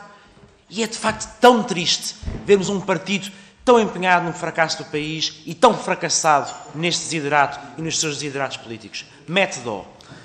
Tivemos aqui também uma grande discussão sobre qual é que é o perfil de risco da nossa República. E vimos o Sr. Deputado da Iniciativa Liberal, que entretanto teve que se ausentar, dizer que tínhamos que nos comparar com a Alemanha e não com a Espanha. Enfim, acho que é muito positivo Portugal estar a ultrapassar vários países, a Espanha, a Itália, naquilo que é o seu risco de financiamento, naquilo que é o montante global da sua dívida. No entanto, em relação à Alemanha, nós temos um spread de 80 pontos base. É um spread como, aliás, raramente tivemos. Só tivemos menor entre agosto de 2019 e janeiro de 2020 e entre agosto de 2020 e janeiro de 2021. Por isso, sim, podemos nos comparar com os melhores com orgulho. E isso também muito se deve àquela que tem sido a política de gestão do IGCP da nossa dívida pública e àquele que tem sido o trabalho de contas certas que o Governo tem empreendido. Ora, regressando aqui àquela que é as questões que temos vindo a colocar e a analisar. O reforço dos certificados de aforro, portanto, é substituir os bilhetes de tesouro, uma dívida de curto prazo, por uma dívida mais de longo prazo. Pelo aquilo que o Sr. Presidente do IGCP disse. E se isso representando um aumento do custo de financiamento, o que lhe perguntava é quanto é que representa do ponto de vista de um aumento do custo de financiamento e também, enfim, se tem isso em conta na escolha dos diferentes instrumentos, porque naturalmente que isso, portanto, representa uma mudança do nosso portfólio mais para o médio e longo prazo. Por fim, e em relação a uma questão que já aqui foi colocada na sua intervenção inicial, mas acho que mais ninguém até agora aflorou, que tem a ver com, de facto, esse aumento grande que vamos ter das nossas necessidades de financiamento em cerca de 10 mil milhões de euros. E a necessidade de suavizarmos o ritmo de refinanciamento das nossas obrigações. Está na nossa política de financiamento a possibilidade de operações de recompra, operações de troca. Não sei se nos pode revelar um bocadinho aquilo que tem em vista para poder suavizar esse salto de 10 mil milhões de euros que aí vem. E também, já agora, em relação às dívidas que temos perante as dívidas da Troika. Em 2017 e 2019 pagámos as dívidas ao FMI e uma parte da dívida também ao ESM. Já fizemos em 2021 a compra antecipada da OT 2014, tinha uma taxa de juros muito elevada e claramente ainda temos alguns ganhos de arbitragem face às dívidas que foram emitidas tanto ao FEF como ao MEF, como também, naturalmente, às OTs 2014. Portanto, isso está em mente, fazemos essa troca dessas dívidas antigas e taxas de juros mais elevadas. Muito obrigado. Obrigado, Sr. Deputado Miguel Matos. A palavra ao Grupo Parlamentar do Partido Social Democrata, Sr. Deputado Hugo Carneiro. Faça favor. Muito obrigado, Sr. Presidente. Cumprimentar os representantes do IGCP, o Sr. Presidente do IGCP e quem o acompanha, e cumprimentar os Srs. Deputados. E eu, pedindo desculpa antecipadamente por fazer só aqui um ponto prévio, eu não posso deixar de registar esta preocupação que o PS tem de construir narrativas recorrentemente, quando nem é o PSD que o diz, está na imprensa. Portugal, nos últimos 7 anos, poupou 1,3 mil milhões de euros em juros por causa da política do BCE. Não é por causa da política do Governo, é por causa da política do BCE. E, portanto, o Sr. Deputado vir aqui insinuar que o PSD é contra os ditos brilharetes orçamentais. Eu acho que seria de bom tom recordar o que é que aconteceu quando a Troika entrou em Portugal. Porque se não for ao PSD salvar o país, eu não sei onde é que nós estaríamos. É lamentável a sua intervenção, profundamente lamentável. Peço desculpa novamente aos senhores, que não deviam ter que ouvir isto, mas é preciso repor a verdade. E recomendo até que reveja os seus números dos spreads relativamente à Alemanha, porque houve momentos em que chegaram a ser de 0. E, portanto, eu acho que devia rever esses dados que tem aí, porque, enfim, fazem parte da narrativa que tenta construir. Relativamente às perguntas que eu gostava de colocar. Uma alternativa à redistribuição dos CTTs, eu não tenho nada pessoalmente, acho que nenhum de nós tem contra a distribuição através dos CTTs, portanto não é isso que está em causa. O IGCP tem um balcão em Lisboa, portanto isto dificulta para quem não é de Lisboa o atendimento presencial, portanto nessa preocupação que manifestaram do atendimento mais próximo, a rede dos CTTs ajuda nesse processo. Mas, estou a recordar-me, por exemplo, a rede dos serviços de finanças podia ser uma alternativa que eventualmente pudesse ser usado para potenciar ainda maior proximidade com os investidores do retalho. Ora, estamos a falar de dinheiro para financiar o Estado, os serviços de finanças estão dentro do Ministério das Finanças, acho que tudo isto conjuga, tem tudo a ver uma coisa com a outra. Podia ser, não sei, é uma ideia que deixo, uma alternativa, não sei se alguma vez o equacionaram ou não, deixo a pergunta. Nós, relativamente às várias séries de certificados da Forro, atualmente temos a série E. E, portanto, aquilo que nós constatamos desde a década de 80 até agora é que sucessivamente foram emitidas novas séries que deterioraram ligeiramente ou alteraram as condições que cada uma das séries foi tendo ao longo do tempo. Desde logo impondo limites até no prazo de investimento, por exemplo, em alguns produtos que o IGCP emitiu. E, portanto, há aqui uma questão que eu não posso deixar de colocar, que é, ainda que o IGCP analise recorrentemente, constantemente, as condições que oferece, se neste momento está a fazê-lo de forma mais vigorosa ou não, se vão emitir uma série diferente ou não do que esta série é, acho que era importante perceber se isso está a ser feito. Porque uma coisa é analisar recorrentemente, outra coisa é analisar de forma vigorosa, neste preciso momento, tendo em conta as alterações das condições de mercado. E mesmo para terminar, se há alguma instrução positiva ou negativa, ou alguma manifestação positiva ou negativa por parte do Governo, relativamente ao aumento que existiu de subscrições desde setembro do ano passado em certificados de aforro, gostávamos de saber isso também. Eu acho que é importante, uma vez que esse é um produto importante para os investidores de retalho. Obrigado. Muito obrigado, Sr. Deputado Carneiro. E para concluirmos esta segunda ronda, a palavra ao Sr. Deputado Duarte Alves, do PCP. Faço favor, 3 minutos. Muito obrigado, Sr. Presidente. Só relativamente à questão dos encargos da dívida, respondeu-nos que no Orçamento de Estado está previsto 6.800 milhões de euros.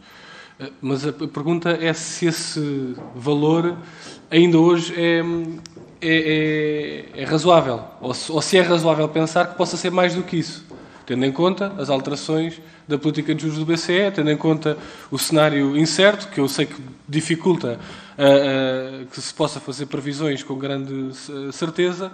Agora, se calhar, podemos ter uma probabilidade bastante alta de que venha a ser mais do que estes 6.800 milhões de euros que estão previstos no orçamento. Era essa a pergunta que deixava, não tanto o que está no orçamento, mas aquilo que prevêem perante a incerteza, perante os aumentos das taxas de juros, que possa ser eventualmente mais do que este valor. Depois, refiro também na resposta anterior que a orientação do IGCP é de aumentar a detenção de certificados de aforro. Parece-nos que é adequado esse aumento da titularidade de dívida pública portuguesa por consumidores residentes domésticos. A minha pergunta é qual é o objetivo, se existe algum objetivo quantificado para esse aumento, quer em termos da percentagem da dívida pública, hoje penso que é cerca de 12%, portanto o objetivo é chegar a quantos por cento da dívida pública, quer num outro aspecto, que é do total da poupança que é colocada em investimentos ou em depósitos, se há algum objetivo também de captação, digamos assim, num mercado onde está neste momento também os depósitos a prazo, outro tipo de produtos financeiros, se existe um objetivo de captação nesse mercado mais amplo, onde se insere o IGCP e os certificados de aforro, mas onde há um conjunto de outros produtos. É óbvio que hoje os certificados de aforro têm uma atratividade muito grande porque os depósitos a prazo não estão a refletir os aumentos dos juros. Mas não sabemos quanto tempo é que isso vai durar. Não sabemos se dentro de pouco tempo essa maior atratividade não poderá ser esbatida. E, portanto, também que medidas para lá de refletir os juros nos certificados de aforro é que podem ser tomadas pelo IGCP para também popularizar a compra de certificados de aforro por parte das pessoas que querem, no fundo, pôr as suas poupanças a render e já agora que possam também, dessa forma, financiar o Estado português. Muito obrigado, Sr. Deputado Duarte Alves.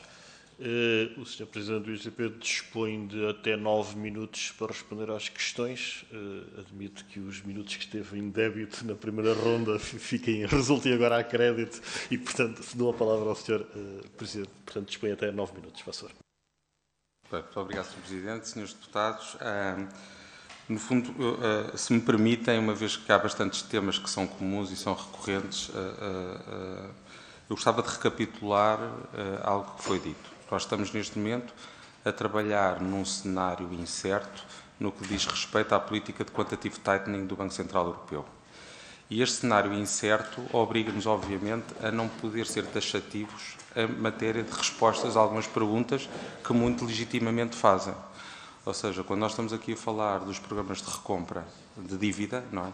E é preciso, ou seja, pensar que, do ponto de vista das contas, existe o valor dos cupons quando as dívidas foram emitidas, mas qual é o encargo que é especializado nas contas do Estado. Mas, portanto, o programa de recompra tem que atender, obviamente, ao que possa vir a ser a política quantitative tightening do Banco Central Europeu. Eu diria que quanto mais agressiva for, menos interesse nós temos em, digamos, em estar digamos, ainda tornar mais desafiante o programa de arranjar fontes de investimento alternativo. Também deste contexto de incerteza em que nos movemos, não é? Portanto, do Banco Central Europeu e da política de quantitative tightening, da questão de como é que a banca comercial se ajusta aos seus produtos ao mercado, e à questão que tinha sido colocada anteriormente sobre a alteração das condições dos produtos, obviamente, digamos, eu acho que a questão não é tanto no caráter de quão veemente é que nós olhamos de forma regular para os produtos. Eu acho que esta análise é permanente e é sistemática dentro do GCP, mas ela faz sempre com base no contexto, quer contexto de taxas, quer contexto dos outros produtos alternativos que estão no mercado. E neste momento, de facto, nós estamos num contexto incerto, ou seja, quer por via do Banco Central Europeu, quer por via do posicionamento da banca comercial. Portanto, temos demasiadas incertezas neste momento para poder estar a dizer que já temos alguma coisa programada ou não temos uma coisa programada. Estamos neste momento a avaliar, mas queremos, dada a natureza de estabilidade do produto, no fundo, dada também a natureza conforme o produto é distribuído, em que, ao contrário da banca comercial, que tem um canal de comunicação com os clientes muito mais eficaz do que tem a agência, portanto, todas estas movimentações por parte da agência requerem uma ponderação no tempo onde se tem que incorporar todos estes fenómenos externos para os quais hoje ainda não temos um contexto de certeza. Queria, no entanto, referir, um bocadinho à luz daquilo que tinha falado anteriormente, ou seja, os canais digitais, a proximidade do cliente, digamos, uma melhor experiência do aforrista quando subscreve produtos de aforro, tudo isto também deve ser, digamos, uma orientação estratégica nossa clara, porque ela também permite a pensar em novos produtos e formas de captar mais eficazes o aforro por parte dos aforristas, obviamente com uma redução de custo para a República.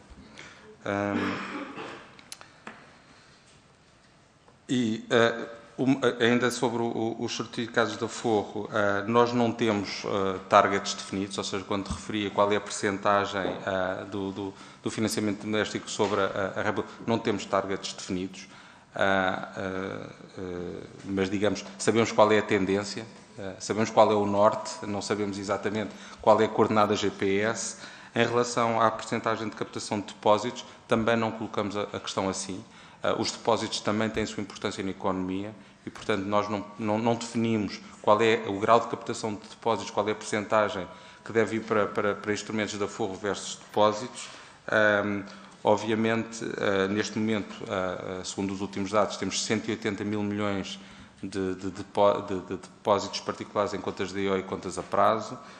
Temos cerca de 34 mil milhões em poupanças dos aforristas junto do Estado e, portanto, já temos aqui uma noção das magnitudes de relação entre um e outro, mas também, mais uma vez, não temos um objetivo que nem devemos ter de canibalizar, digamos, aquilo que é uma fonte de financiamento importante para a própria economia.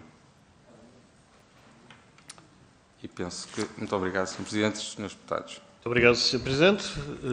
Não registro nenhum pedido de palavra, pelo que podemos dar por concluída esta que foi a primeira audição do Dr. Miguel Martim como Presidente do IGCP.